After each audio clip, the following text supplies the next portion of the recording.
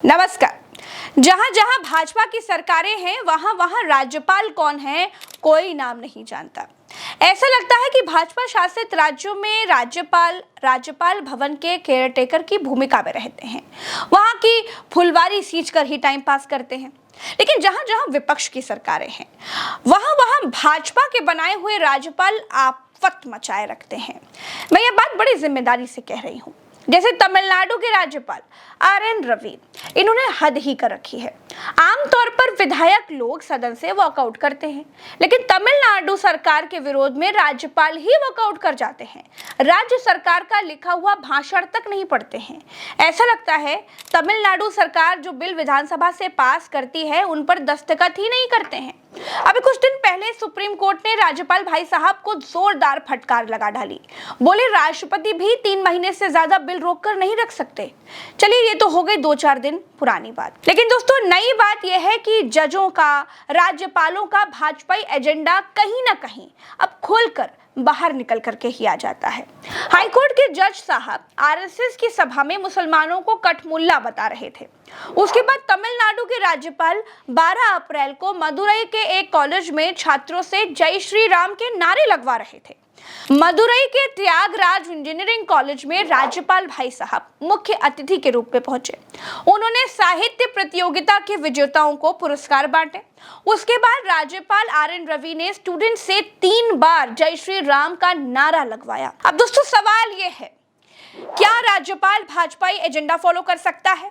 क्या राज्यपाल RSS का एजेंडा अपने भाषणों में भी लागू कर सकता है? क्या राज्यपाल के पद पर बैठा कोई संवैधानिक व्यक्ति धार्मिक नारे लगा सकता है? क्या राज्यपाल और भाजपा कार्यकर्ता में कोई अंतर नहीं होता है या होना चाहिए? और अगर कोई राज्यपाल एक तरफा धार्मिक नारे लगाता है तो क्या उसकी कुर्सी छीनी जा सकती है?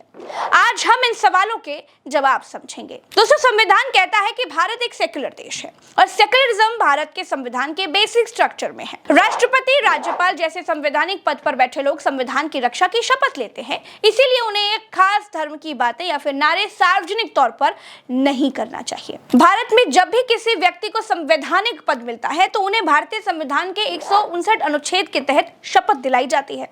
इसमें वे प्रतिज्ञा लेते हैं कि संविधान की रक्षा करेंगे और उसका उल्लंघन कभी नहीं करेंगे। भारत के संविधान में अलग अलग जगहों पर सेक्युलर और सेक्युलरिज्म का जिक्र है। संविधान की उद्देशिका में भी सेक्युलर शब्द का इस्तेमाल किया गया है। संविधान के आर्टिकल 25, 26, 27 और 28 नागरिकों को धार्मिक स्वतंत्रता की गारंटी देते हैं। ऐसे में संवैधानिक व्यक्ति और सरकार किसी भी धर्म का प्रचार या पक्ष नहीं ले सकते, ये उनकी नैतिक बाध्यता है। दोस्तों 26 जनवरी 1950 में भारत का संविधान जब लागू हुआ था तब इसमें सेक्युलर यानी धर्म निरपेक्ष का कहीं उल्लेख नहीं किया गया, लेकिन 1976 में 42वें संविधान संशोधन में पूर्व प्रधानमंत्री इंदिरा गांधी ने सेक्युलर शब्द जुड़वा दिया, जिसका हिंदी में अर्थ धर्मनिरपेक्ष नहीं बल्कि पंथ निरपेक्ष लिखा गया। धर्मनिरपेक्ष का मतलब है कि राज्य किसी भी धर्म को प्राथमिकता नहीं देता और धर्म से अलग रहकर काम करता है, जबकि पंथ निरपेक्ष का मतलब होता है कि सरकार किसी भी पंथ या फिर संप्रदाय के लिए पक्षपात नहीं करती और सभी को समान रूप से देखती है। यानी सरकार किसी खास धार्मिक गुट यानी शैव, वैष्णव, शिया या सुन्नी का पक्ष नहीं लेगी। एक उदाहरण के साथ बताती हूँ दोस्तों। 1950 में तत्कालीन राष्ट्रपति राजेंद्र प्रसाद को गुजरात के सोमनाथ मंदिर के उद्घाटन पर जाने का निमंत्रण मिला, लेकिन तब के प्रधानमंत्री जवाहरलाल नेहरू ने इस पर ऐतराज जताया। नेहरू का मानना था कि राष्ट्रपति के किसी भी मंदिर के कार्यक्रम में जाने से दूसरे धर्म के लोगों में गलत संदेश आएगा, लेकिन प्रसाद साहब नेहरू की इच्छा से सहमत नहीं हुए। प्रसाद ने कहा, मैं अपने धर्म में विश्वास करता हूँ और अपने आप को इससे अलग नहीं कर सकता। मैंने सोमनाथ मंदिर के जीर्णोद्वार के उद्घाटन समारोह को सरदार पटेल और नवांग नगर के जम साहेब की उपस्थिति में देखा है। राजेंद्र प्रसाद के इस जवाब से नेहरू बेहद नाराज हुए थे।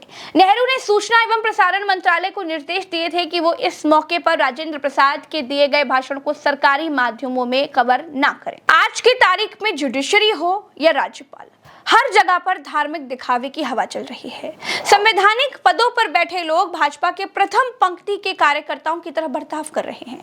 संविधान को बड़ी सावधानी के साथ रौंदा जा रहा है। देश धर्म की आगे के नीचे धीरे धीरे सुलग रहा है। सरकार का मोटिव देश को आगे बढ़ाने का नहीं है, सरकार का मोटिव सरकार में बने रहने का है। इसीलिए सरकार उद्योगपतियों को धंधा देती है और उद्योगपति सरकार वाली पार्टी को चंदा देते हैं। सरकार फेल है, इसीलिए भारत सड़कों पर है। गौर से सोचिए दोस्तों और अपने आसपास देखिए, ठेले वाले सड़क पर क्यों हैं? एक एक शहर में लाखों ई रिक्शा आखिर कहां से उतर आए? मंदिरों के बाहर भिखारियों की भीड़ क्यों है? धार्मिक यात्राओं में युवाओं की भीड़ क्यों है? क्यों देश निर्माण वाला बच्चा डिलीवरी बॉय बनकर सड़कों पर है? गौर से देखेंगे तो दिखाई देगा कि भारत सड़क पर ही है। China, Japan, Korea, Germany, UK, Israel अपने बच्चों को दक्ष बना रहे हैं। हम अपने बच्चों से धार्मिक यात्राओं में झंडा उठवा रहे हैं, ई रिक्शा चलवा रहे हैं, पकौड़े तलवा रहे हैं, सब्जी बिकवा रहे हैं, क्योंकि हमारी सरकार को केवल सरकार में रहना है। फिलहाल के लिए इतना ही। आपकी क्या राय है इस वीडियो को लेकर कमेंट में जरूर बताइएगा। मैं सबके कमेंट पढ़ती हूँ। चैनल को सब्सक्राइब कीजिएगा ताकि समय रहते और सबसे पहले हमारे वीडियोस आप तक पहुंच जाएं। नमस्कार।